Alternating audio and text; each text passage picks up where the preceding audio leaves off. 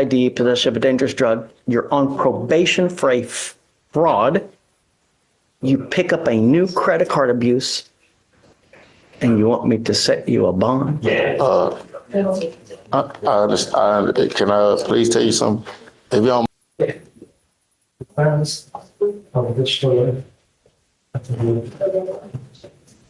Ms. Fairman, you were charged with the offense of interference with the duties of a public servant. You are facing up to 6 months in jail and or a $2,000 fine. We are going to do probable cause. You have the right to remain silent. Anything you say can or will be used against you. You have the right to have an attorney present. If you cannot afford one, one will be appointed to you, ma'am. Yes, Judge. Officers were dispatched to a family disturbance, and the caller, the defendant's mother, stated that her daughter was walking around with a hammer and identified her daughter by name and as wearing a Barbie sweatshirt. In transit to the scene, the officers observed the defendant's prior mugshot and arrived and observed the defendant recognized by description and that mugshot. The defendant walked towards the officer, and the officers told her to stop, but she ignored them. She had her arms tucked into her sweatshirt, so they were not visible to the officers. The defendant attempted to walk past the officer, and the officer grabbed her arm, and she then laid on the ground and tucked her hands under her abdomen, and the officer struggled to get her arms out from under her. The defendant stated the defendant had a hammer in her left hand and would not let go. The officers then took her into custody. What's she doing wrong? Was she walking while black? I mean, really, you tell me all she has is a hammer? She's walking around with a hammer. So I hammer stuff all the time. You're right. Just what we have is there was a family disturbance. There was a description of her with the hammer, and she walked towards the officer, and the officer just told her to stop. I mean, there's nothing. She's not doing anything. No one says that she's doing anything menacing with the hammer. She's walking with a hammer. I hang stuff on my house all the time. Furthermore, Your Honor, there is more in the DIMS that in the complete DIMS it says the complainant's defendant's mother identified her and said that the defendant's brother had taken a blue speaker, which upset the defendant. So the defendant went outside and kicked some trash cans over and pacing around a neighbor's vehicle holding a hammer. The complainant advised she was afraid of the defendant. So, yes, Judge. Ma'am, I'm with you. Don't worry about it. I'm going to find no probable cause. Just hang tight with me for a second, okay? Good, Judge. Please. Just, yeah, take a seat for me. Hang tight, please. Good morning, Mr. Kimball. How you doing? Pretty good. So I've never met you before. I don't know who you are. All I know is that your lawyer is asking me to, I'm assuming, set him a bond, right? You know, you're wanted from somewhere. I don't know for what. I don't know why. I don't know if I'm going to set you bond. I got to get to know you in the short time that I have you here to see, are you a danger to my community? If we give you a bond, are you going to go back? I have no idea. So let's get to know him. Amy? Judge, so he's wanted from Guadalupe County, New Mexico, aggravated battery against a household member with a deadly weapon. As the court knows, he's also being held in the 351st for credit and debit card abuse. No, I had no idea. Say it. And I believe they also just filed a motion to revoke his probation on the fraud use. He's on probation too. Yes, and they're motioning to revoke as well. He also has 2 bond forfeitures that I'm seeing, and then he has quite a bit of history with burglaries. And My gosh. Whoa. So since 2007, possession of marijuana, possession of a controlled substance, evading arrest, possession of a controlled substance, felon in possession of a weapon, attempted evading arrest or detention, tampering or fabricating evidence, evading arrest and previous conviction, burglary of a building, possession of a controlled substance, burglary of motor vehicle, evading arrest, credit card abuse, burglary of a motor vehicle, evading credit card abuse, possession with intent to deliver, and 1, 2, 3, 4 more burglary of a motor vehicle, failure to ID, possession of a dangerous drug. You're on probation for a fraud. You pick up a new credit card abuse, and you want me to set you a bond? I understand. Can I please tell you something? If you don't mind me speaking. Don't talk about the case. I'm not talking about no case. Okay. I was in here, been held on the case for defendant violence in New Mexico, right? And they just I got called ATW twice. They did not release me. I was not released. They sent me back to my cell, and since they didn't release me, they ended up putting a credit card abuse on me. Now, I don't know, where that falls in or whatever, they just put it on me. So if I can give you a brief synopsis of the timeline, Judge. Sure.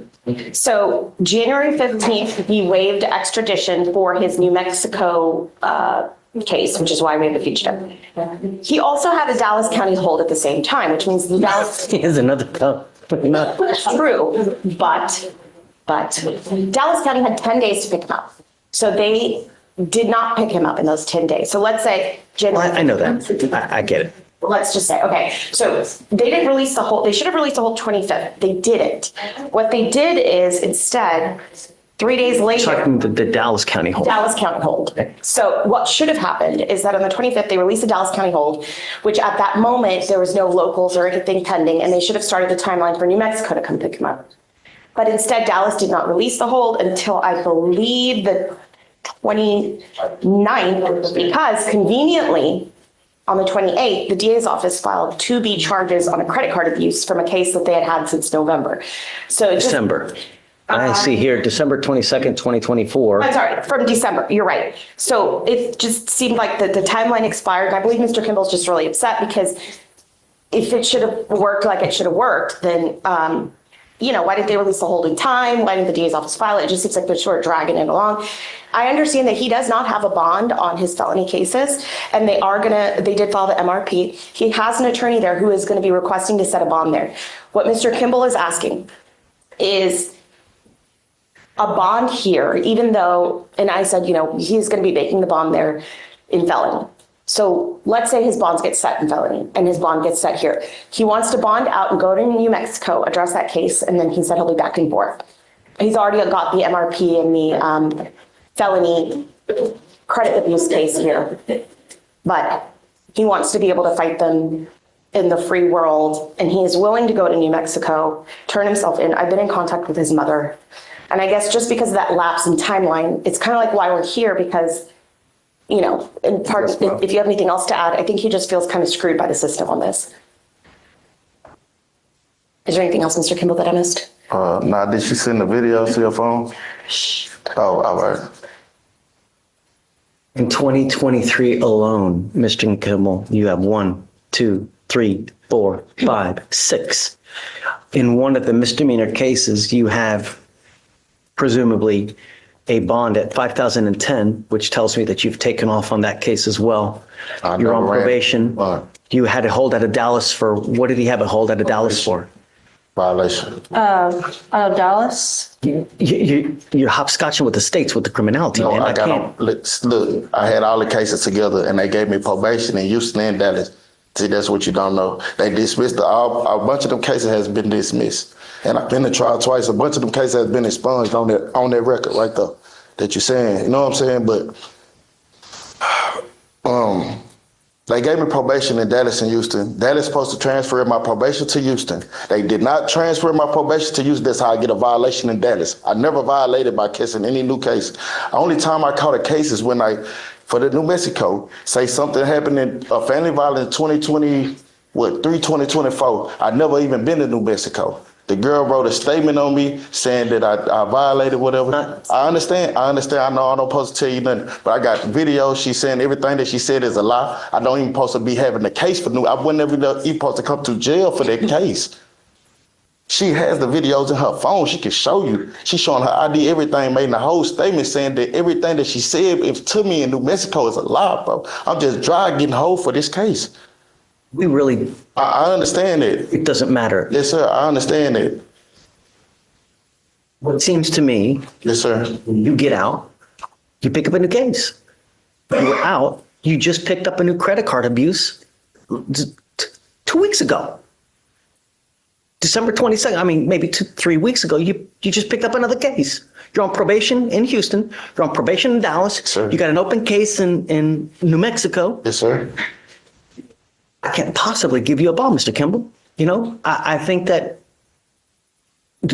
I need to protect my community. And if I give you a bond, I'm scared that something else is going to happen. I don't want you to pick up a 6th or 7th case, I ain't pick up a case. I came to jail for a case a year ago for New Mexico. I was already on probation. Picked up. No, they just put a case on me while I was in custody. I didn't never get caught for anything. They just put a case on me while I've been in custody right now. This time, waiting on New Mexico and Dallas to come get me. They just put this case on me. They just put this on me. I want to make sure that there are no more new cases get on you anymore. I'm not going to give you a bond because, Mr. Kimball, you scare me. You know, you do. I never had an aggravated case. I never had an aggravated case in my life. You see my record. I never had an aggravated case. I don't see, the only thing I see I'm is saying Harris. everything you're saying. I never had an aggravated case out of Harris County, Dallas, anywhere in Texas, ever. Ever. I Ever. believe you, but it's just way too much baggage, dude. Way too much. But I'm saying you can't just set a bond on the case. And when I go to court, you know what I'm saying? I talk to my other judge. She give me a bond on them cases or whatever, where I can go handle everything that I need to handle so I can get out and be with my kids. You know what I'm saying? Because if I don't, so say if they do set the bond when I go to court, because they're going to give me a court date in like a week or two. I'm going to go to court. They're going to set a bond for me. So they set a bond. Now I got to come back to your courtroom again for you to say, oh, well, I'm not going to give you a bond or whatever. They got 14 days to come get me. When actually I really supposed to already been gone to either Dallas or New Mexico because they called me ATW twice and they said they was not going to come get me. And we called to New Mexico. New Mexico said they didn't have any knowledge of me even being in jail on their warrant. Is New Mexico, have they stated that they're going to come get him? Our indication at this time is that they want him, Judge. Okay. They're going to come get you. You know, the problem is that 14 days is told because you've not made bond on those cases upstairs. Once you do make bond at that point, that will get the 14 days for New Mexico to come get you. But Mr. Kimball, you've got a ton of priors. You're on probation in two different counties. You got to, okay, regardless, it's too much baggage. I'm not going to give you a bond. You scare me, dude. That's it. Really. You know, sometimes the bill comes due. Now is that time. It's not going to happen anymore.